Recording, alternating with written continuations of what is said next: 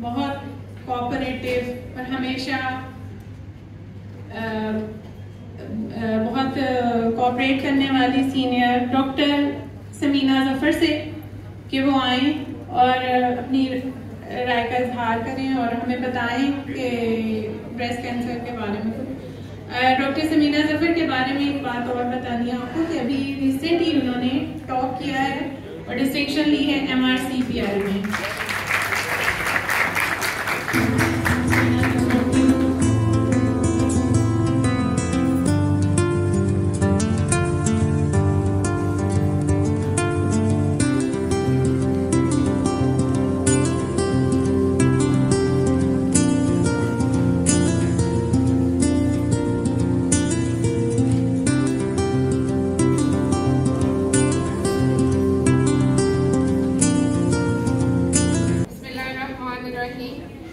अल्लाह पाक के नाम से जो बड़ा ही मेहरबान और निहायत रहम करने वाला है।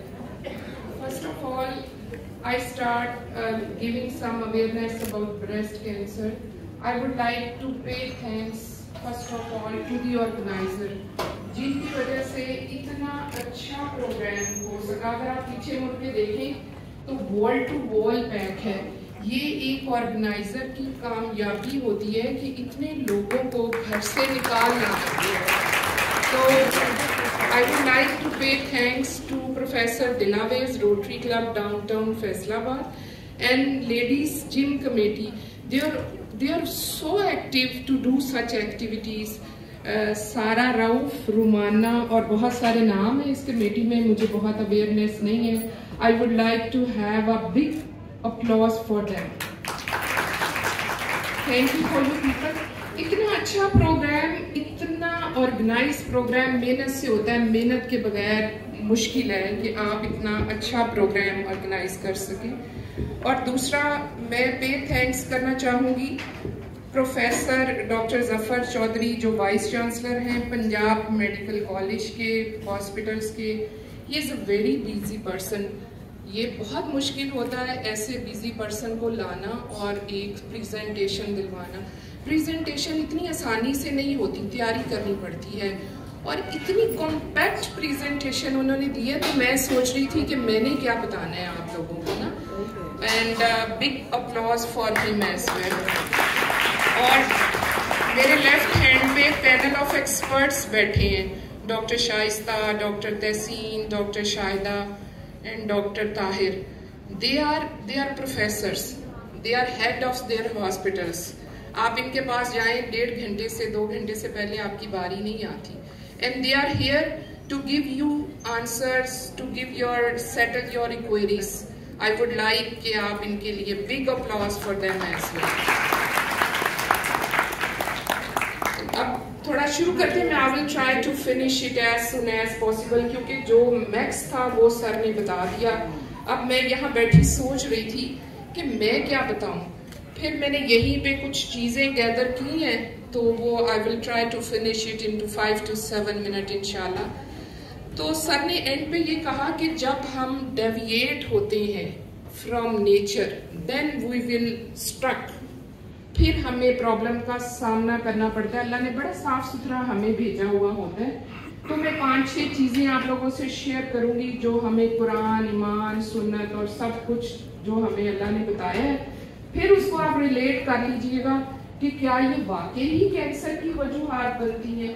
पहली आयत उतरी इकरा बिस्मिल्लाह का, पढ़ अल्लाह के नाम से, यानी आ गई जो सर ने कहा अवेयरनेस होनी चाहिए। अल्लाह के नाम से पढ़ो, कुरान को तर्जुमे से पढ़ो ताकि तुम्हें पता लगे। दूसरा कहा गया माए 2 साल तक बच्चे को दूध पिलाएं। सुन्नत है कि ज्यादा बच्चे पैदा करने वाली माओ से औरतों से शादी करो। थर्ड है अर्ली मैरिजेस को इस्लाम प्रेफर करता है। तीसरा है अल्कोहल के पास न जाओ, हराम है। चौथा है नबी पाक सल्लल्लाहु अलैहि वसल्लम ने कहा अपने हाथ से काम करने में बरकत है। जो हम कह रहे हैं exercise, don't live sedentary life, it is harmful for you people. तो आप ये देखिएगा रिस्क फैक्टर्स में एक एक करके आप लोग कहेंगे कि we are deviated from Islam. अब सर्वाइकल कैंसर जो पिछली मरतबा सारा ने अरेंज किया, सर्वाइकल कैंसर पे Rotary Club was one of the organizer as well. उसमें अल्लाह कहते हैं खबरदार जना के पास मत जाओ। और आजकल फैशन है जिसकी वजह से सर्वाइकल कैंसर हो रहा है। तो we have to face this things when we are deviating from Islam. Now we will start our few words about breast cancer. I'm here to tell you, to give you awareness. I'm not here to scare you, to give you the pain. You should be scared. You should be aware. You should be attentive. और आप लोग यहाँ हैं, you are lucky people. आपने आगे भी बताना है। ये नहीं है कि आपने सुन के यहीं पे, ये जो ऑर्गेनाइजर्स हैं इनके लिए बहुत ज़्यादा सदका जारिया बन जाइए। आप आगे अपने कुलीग्स को, रिश्तेदारों को बताएं। आप लोग तो लकी हैं, यहाँ पहुँच गए हैं। बहुत सारे लोग हैं जो पहुँच भी नहीं सकते। No, it's your duty to transfer your message to other. अच्छा, अब आप लोगों को पता नहीं क्या कॉन्सेप्ट है कि कैंसर एक्चुअली क्या होता है, क्या बला है, किस बला का नाम है। ये किसी बला का नाम नहीं है। अल्लाह ने एक वो दी हुई है, उनको एक कमांड दी हुई है कि सेल ऐसे डिवाइड होगा, फिर उसके 2 बनेंगे, किसी डिवीजन में 2 नहीं बनेंगे, एक ही रहेगा। जब इसमें कोई एबनॉर्मेलिटी आ जाती है और ये जल्दी जल्दी डिवाइड होना शुरू हो जाता है, जैसे आप ये देखें पिक्चर में, वो ऊपर नॉर्मल है और नीचे एबनॉर्मल है, उसको कैंसर कहते हैं। यानी कि एबनॉर्मल डिवीजन्स जब होनी शुरू हो जाएं कैंसर की, दैट्स कॉल्ड कैंसर सेल की। अच्छा, malignant tumour develop from any part of breast, यानी कि लोब से भी, डक्ट से भी, निप्पल से भी, कहीं से भी अराइज हो सकता है। ठीक हो गया। अब ये लिम्फ नोड्स में भी हो सकता है और डक्ट्स में भी, कहीं भी ये कर सकते हैं। आपने देखा होगा कि कई दफा ब्रेस्ट कैंसर यहाँ पे गिल्टी होती है, कई दफा पीछे नेक पे होती है, इसको लिम्फ नोड्स बोलते हैं। वो आप वहां पे भी सस्पेक्ट कर सकते हैं कि ये कैंसर वहां भी जा सकता है। ये देखें भाई। अच्छा, ये सर ने स्लाइड पहले भी दिखाई है कि 1 in 10 और 1 in 12 में हो सकता है। अब आप देखें, ये 12 औरतें बैठी हैं ना, इनमें से एक को होगा। अब आप देखें कितना हाई फिगर है।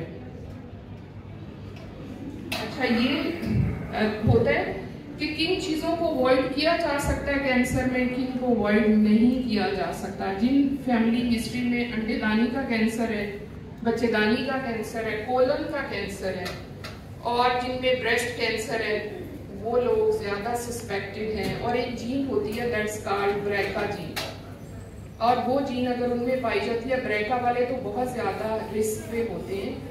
ये वो फैक्टर हैं जिनको हम अवॉइड नहीं कर सकते। Sorry for that disposition, but ये दीज आर अनअवॉइडेबल। जो अवॉइडेबल है वो है मोटापा और ओल्डर एज, मतलब आपकी एज बहुत ज्यादा है, फिर आपने पहला बच्चा पैदा किया, और फिर अल्कोहल, यानी कि जिसको हराम कहा गया, अर्ली मैरिजेस, अपने हाथ से काम करने को बरकत कहा गया।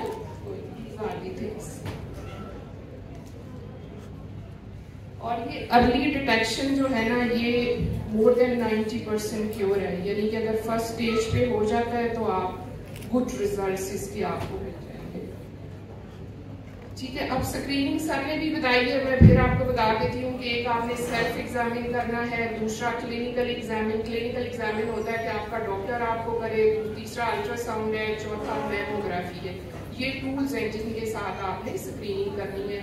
जो आपने खुद करनी है वो आप मंथली कर सकते हैं और उसके ऊपर कोई वो नहीं है। अब देखिए स्क्रीनिंग कितनी आसान है इसकी। स्क्रीनिंग वो चीज होती है जिसमें हम अर्ली डिटेक्शन कर लेते हैं। स्क्रीनिंग का मतलब होता है to detect the disease in early stage. ठीक हो गया। तो ये आपने चेक करना है इसको। और ये है वो कि जिन्होंने 3-5 ईयर्स पे, किन्होंने मेमोग्राफी करानी है, किन लोगों ने नहीं करानी, कि आप अपना स्क्रीनशॉट्स ले सकती हैं और लोगों को बता सकती हैं। और ये देखें, जब लंप अपीयर होता है तो आपकी ब्रेस्ट का साइज चेंज हो जाता है, शक्ल चेंज हो जाती है, देखने में एक उभार सा नजर आता है, वो आपने फॉलो करना है। ठीक है। ये रिट्रैक्शन ऑफ निप्पल है, मतलब कि निप्पल अंदर को जाना शुरू हो जाता है। अगर कोई फीमेल ये फील करे कि पहले तो निप्पल बाहर को था, प्रोट्रूडेड था, अब ये थोड़ा सा अंदर को जा रहा है, तो that is the big sign. ठीक है। अब और ये भी थोड़ा सा पकरिंग है, डिम्पलिंग है, मतलब डिम्पल होना शुरू कर देता है थोड़ा सा, ये सारा है। अब आपने एग्जामिन कैसे करना है, मिरर के आगे खड़े हो जाना है, पहले डाउन अप करनी है, फिर अपना ये यहाँ पे रख के हाथ हिप्स पे, फिर आपने एग्जामिन करना है। ये अगली स्लाइड में आपको दिखाएंगे कि आपने इस तरह आपको एग्जामिन करना है, क्लॉकवाइज देन एंटी क्लॉकवाइज, पूरा आपने चक्कर लगाना है ब्रेस्ट का, और आर्म पिट्स में भी आपने इसको फील करना है, ठीक हो गया। और आप लेट के भी फील कर सकते हैं, लेट के आप आर्म पिट्स को ज्यादा अच्छे से फील कर सकेंगे, क्योंकि रिलैक्स हो जाएंगे तो आप लिम्फ नोड्स जो हैं जिनका मैंने जिक्र किया कि कैंसर फर्स्ट टाइम वहां भी डिटेक्ट हो सकता है, जरूरी नहीं कि आपकी ब्रेस्ट में ही लंप हो तो आपने उधर को जाना है। और कभी कभार जब छातियों में से दूध आए या डर्टी डिस्चार्ज आए, ब्लड स्टेन डिस्चार्ज आए, don't take it as a easy task, उसको भी आप एक्सप्लोर करवाएं, एग्जामिन कराएं, टेस्ट कराएं कि क्या है, ठीक है। समटाइम्स स्किन ऐसी भी नजर आती है जब कैंसर होता है, इसको प्यूर्ड ऑरेंज बोलते हैं। ये मेमोग्राफी की कुछ पिक्चर है, नॉर्मल मेमोग्राम फर्स्ट वाली पिक्चर है, बिनाइन में ऐसी नजर आएगी, जब टेक्सचर बिल्कुल ही ब्लड वेसल्स का खराब हो जाए तो वो कैंसरस फॉर्म होती है। और ये 20 to 40 ईयर वाले क्लिनिकल एग्जामिनेशन 3 ईयरली कराएंगे, और जो एनुअल है वो 40 के बाद, और जिनकी ज्यादा चांस है यानी कि जिनकी फैमिली को है वो एनुअल है, उन्होंने एनुअल कराना है, ठीक है। अब कुछ इक्वेरीज हैं, मिथ्स हैं, वो सबकी होंगी, मैं क्लियर कर देती हूँ कि सिर्फ वो लोग ही ब्रेस्ट कैंसर में इन्वॉल्व होते हैं जिनकी फैमिली को हिस्ट्री होती है, ऐसा नहीं है, दूसरे लोग भी हो सकते हैं, ठीक है। और फिर है कि हर ब्रेस्ट का लैम्प जो है वो खतरनाक होता है, कैंसरस होता है, लो 80% बिनाइन होते हैं, और फिर है कि 90% अर्ली डिटेक्शन हो जाती है, क्योंकि लंप भी फॉर्म होता है, लिम्फ नोड इनलार्ज होती है, तो इसको हम अर्ली डिटेक्शन है ब्रेस्ट कैंसर में। और फिर ये है कि women can get breast cancer, क्या मेन भी होते हैं, वो सर ने बताया है कि अगर 135 पेशेंट हम डायग्नोज करते हैं ना वेमेन के, तो उसके मुकाबले में एक मर्द में ब्रेस्ट कैंसर डायग्नोज होता है, ठीक है। और सर ने ये भी बताया कि डेंसिटी क्या है, कि वो कुछ लोग कहते हैं कि क्या I have big breast size, doctor can I have a cancer as compare to smaller, no, answer is no, this is no concern with the density of tissue regarding the cancer. तो दूसरा ये है कि lump जो है वो आपने examine कराना है, भले आपको वो लगे कि ये कैंसरस है या नहीं है, ठीक है। तो बाकी फादर की हिस्ट्री, मतलब समटाइम पीपल थॉट दैट कि अगर सिर्फ मदर अगर के रिश्तेदार इफेक्टेड हैं तो क्या उन्हीं से होगा, नहीं, फादर के रिश्तेदारों में से भी आप में जीन आ सकती है, ठीक है, जो आपको इफेक्ट कर सकती है। और दूसरा, चाय ज्यादा पीने से कैंसर होता है, नहीं, ये रिलेटेड नहीं, अभी तक नहीं पता, ठीक है। और फिर बाज लोग कहते हैं कि क्या हम मेमोग्राम कराएंगे, रेडिएशन हमें होंगी, तो आप तो कह रहे हैं रेडिएशन इफेक्ट करती हैं, ये बहुत थोड़ी रेडिएशन होती है, लेकिन उससे मच बेटर है जो आपने कैंसर की पेशेंट होकर सफर करना है, इसलिए mammogram can be done for those people who are candidate for it.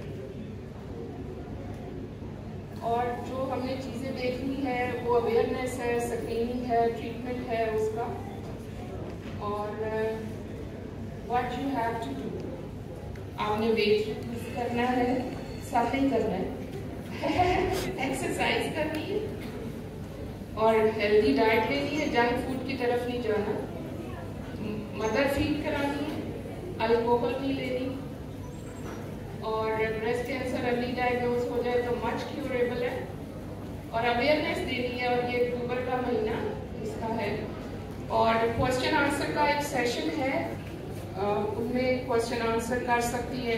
मैं सर की तरह अच्छे शेर नहीं पढ़ सकती, तो अच्छे शेर पढ़ने के लिए भी एक दर्दमंद दिल होना चाहिए। मुझे नहीं पता सर का दिल दर्दमंद है कि नहीं, बट